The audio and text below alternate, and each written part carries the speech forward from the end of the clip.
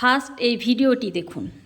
10 তলা বিল্ডিং এর লিফটের আমাদের যে কোনো সিকিউরিটি নেই, নিজে নিজে মানুষ ব্যক্তিগত হিসেবে যাচ্ছে, ব্যক্তিগত হিসেবে আসছে, এবং মাঝে মাঝে লিফট একটা বন্ধ হয়ে যাচ্ছে। আমি তো চেপেছিলাম, একবার বন্ধ হয়ে গিয়েছিল। আমরা 15-20 জন ছিলাম, বিশাল টেনশনে পড়ে গেলাম। এখন কোনো সিকিউরিটি নেই ওই লিফটের ওঠা নামার জন্য। মানুষ কি ঘটনা ঘটেছে এখন, ওই তো বাচ্চাটা লিফটের ভেতরে কেস হয়েছে। ওই বাচ্চাটার নাম ছিল, একজন এসে ওকে ধরেছে। হ্যাঁ, ছিল তো হানি। আচ্ছা, এই ছেলেটি যে কাণ্ডটি ঘটিয়েছে, এর জন্য কি শুধু ছেলেটিই দায়ী? এর জন্য আমাদের সামাজিক কিছু নিয়মবিধি দায়ী নয়?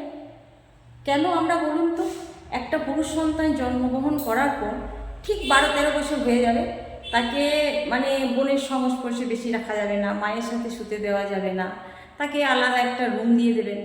আচ্ছা, একটা ছেলে পুরুষ সন্তান, তার কি আবেগ থাকতে নেই? তার কি কোনো অনুভূতি থাকতে নেই?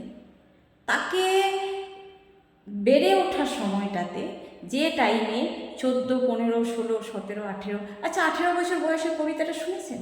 18 বছর বয়স, ক্লাস 11-এ নতুবা 12-এ ছিল হয়তো।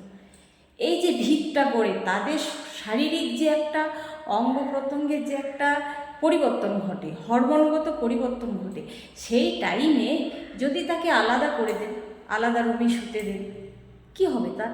সে আলাদা রুমে শুলে তার এখন স্ক্রিন টাচ ফোন হয়েছে, মানুষের হাতের মুঠোয় ফোন হয়েছে, সে নানা রকম বাজে ভিডিও দেখবে, সে কোনো বাজে গেমে আসক্ত হয়ে যাবে।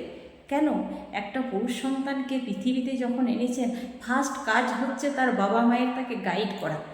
সেই সন্তানকে আলাদা রুমে শুতে দেবেন কেন? তাকে তার বাবাকে দিন তার সাথে।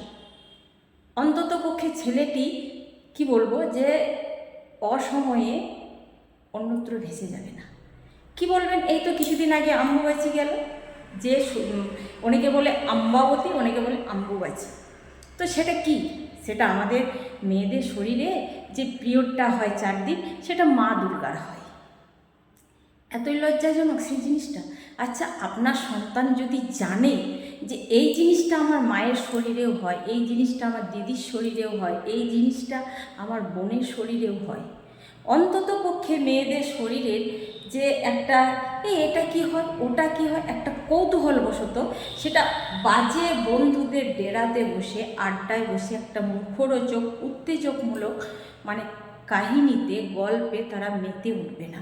এবং সেই মুহূর্তে কোনো একটা মেয়ে এই অম্বুবাচীর মতন পরিস্থিতিতে যদি পেরিয়ে যায়, তাকে দেখে আপনার ছেলে সেই বাজে বন্ধুদের সাথে খিল্লি ওড়াবে না।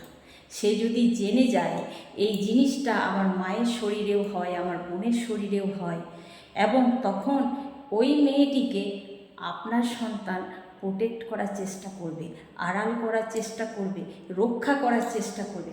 কেন বোঝেন না আপনারা? এত পুরুষ সন্তান বলে তাকে আলাদা রাখো, তাকে মানে একদম তাদের কোনো অনুভূতি থাকতে নেই।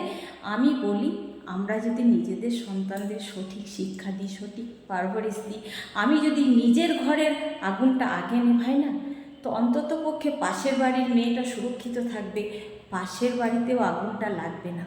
আমার মনে হয় সামাজিক কিছু নিয়মবিধি এই পুরুষদের জন্য যে বেঁধে দিয়েছে না, এটাও অনেকখানি দায়ী। বরং আমি তো এটাই সাজেস্ট করব যে আপনার যদি বাড়িতে পুরুষ সন্তান থাকে, আপনার যদি একটা সন্তান থেকে থাকে, তো আপনার সন্তানের সামনে আপনি যতটা পারেন মডার্ন ড্রেস পরে ঘুরে বেড়ান। হ্যাঁ, আমি এটাই সাজেস্ট করব। এর পেছনে কারণ আছে, কারণ আপনার সন্তান কোনো মডার্ন ড্রেসে কোনো মেয়েকে দেখে ভোগ্য বস্তু না মনে হয়।